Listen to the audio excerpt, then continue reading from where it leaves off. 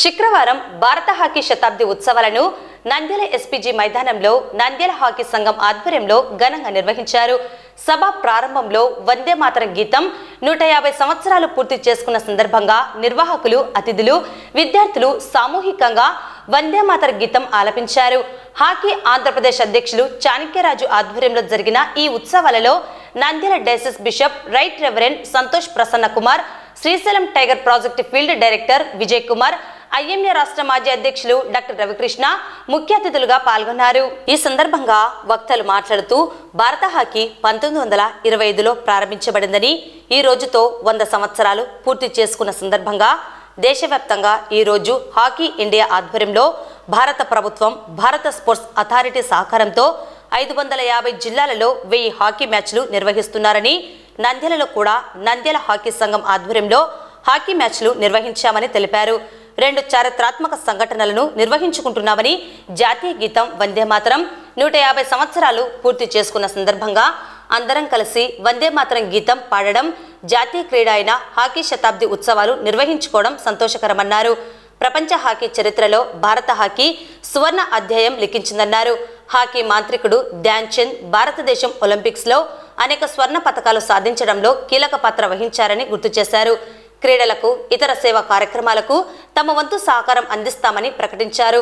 భారత హాకీ 1928, 1932, 1936 వరుసగా 3 పర్యాయాలు ఒలింపిక్స్లో స్వర్ణ పతకాలు, మొత్తం 8 ఒలింపిక్స్ స్వర్ణ పతకాలు, 1 రజతం, 2 కాంస్య పతకాలను కైవసం చేసుకుందన్నారు. 1975 తర్వాత సాధారణ మైదానాల స్థానంలో ఆస్ట్రోస్ టర్ఫ్ మైదానాలు ప్రపంచ హాకీలో రావడంతో భారత హాకీ కొంత వెనుకకు వెళ్లడం జరిగిందని, ఈ శతాబ్ది ఉత్సవాల స్ఫూర్తితో రానున్న ఒలింపిక్స్లో భారత హాకీ తిరిగి స్వర్ణ యుగానికి నాంది.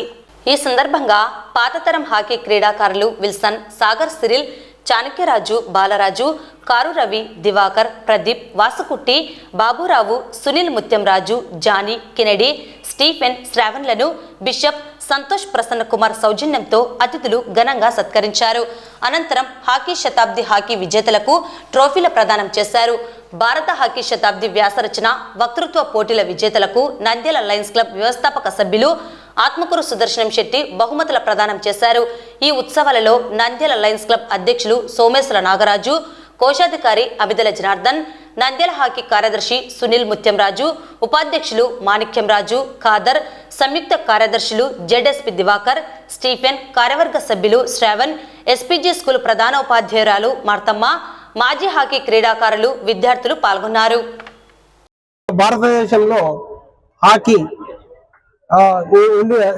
గడిచిన సందర్భంగా ఈ యొక్క సెలబ్రేషన్స్ దేశమంతటా కూడా మనము జరుపుకుంటున్నాం. 1925 నుంచి హాకీ ఫెడరేషన్ ఏర్పడింది. ఇప్పటికి 2025కు మనకు 100 ఇయర్స్ అవుతుంది. అయితే 1985లోనే అక్కడ వెస్ట్ బెంగాల్లో స్టార్ట్ చేసినారు, హాకీని పరిచయం చేసినారు బ్రిటిష్ వాళ్ళు. అక్కడి నుంచి మద్రాసు, తర్వాత వెస్ట్ బెంగాల్తో కూడా మిగతా కొన్ని రాష్ట్రాలకు ఇది పాకింది.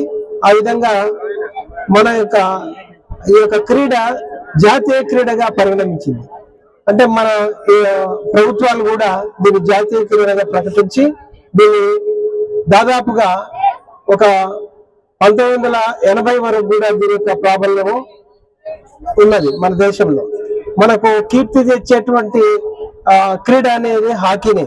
ఎందుకంటే మనకు స్టార్ట్ అయినప్పటి నుంచి కూడా మనకు 8 గోల్డ్స్, 1 సిల్వరు, 4 బ్రాంజ్ మెడల్స్ మనకు మన దేశానికి లభించినాయి. దాదాపుగా 1980లో అది చివరి మెడల్, మనకు గోల్డ్ మెడల్. అయితే ఆ తర్వాత కొంత క్రికెట్ దాన్ని డామినేట్ చేయడం వల్ల మన హాకీ వెనకబడిపోయింది. అయితే దానికి ముందుకు తీసుకురావాలా, దాన్ని కూడా డెవలప్ చేయాలని చెప్పి మన హాకీ అసోసియేషన్లు ప్రయత్నాలు చేస్తున్నాయి. ప్రభుత్వ సహకారం కూడా కొంతవరకు ఉంది. అయితే మనకు హాకీకి ఈ స్పాన్సర్స్ డబ్బులు వచ్చేది కొంచెం గవర్నమెంట్ నుంచి మనకు తక్కువ వస్తాయి కాబట్టి, అయితే సహారా ఇండియా వాళ్ళు మనకు స్పాన్సర్ చేసినారు ఇంతకుముందు. అయితే వాళ్ళు సుబ్రత రాయ్ అనే అతను కొంచెం ఇబ్బందుల్లో ఉండి మనకు ఆ యొక్క స్పాన్సర్షిప్ పోయింది. ఆ తర్వాత నవీన్ పట్నాయక్ ఒరిస్సా గవర్నమెంట్ మనకు స్పాన్సర్షిప్ చేస్తా ఉంది హాకీ ఇండియాకు. అయితే అది కొంతవరకు ఫలితాలు వస్తున్నాయి. అట్లాగే మన యొక్క ఆంధ్రప్రదేశ్లో కానీ మిగతా రాష్ట్రాల్లో కానీ ఈ యొక్క యూరోపియన్ శైలి ఆటలు మనం వాళ్ళు ఇంట్రడ్యూస్ చేసినారు. అంటే ఈ యొక్క మట్టి గ్రౌండ్ కాకుండా టర్ఫ్ గ్రౌండ్లు రావడం జరిగింది. అయితే మన ఆంధ్రప్రదేశ్ లో ఇంతకుముందు అంటే అవిభక్త ఆంధ్రప్రదేశ్ లో హైదరాబాద్ లో మాత్రమే ఉన్నది టర్ఫ్ గ్రౌండ్.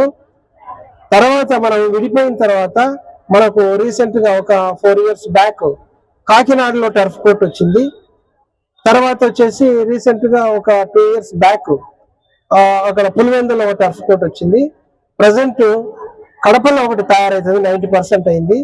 దీనివల్ల ఆట ప్రమాణాలు మెరుగుపడతాయి. అయితే ఒరిస్సాలో వాళ్ళు మనకు స్పాన్సర్ చేస్తున్నారు కాబట్టి మన ఈ హాకీ ఇండియాకు అక్కడ దాదాపుగా 24 టర్ఫ్ కోర్టులు ఉన్నాయి వాళ్ళకి, 24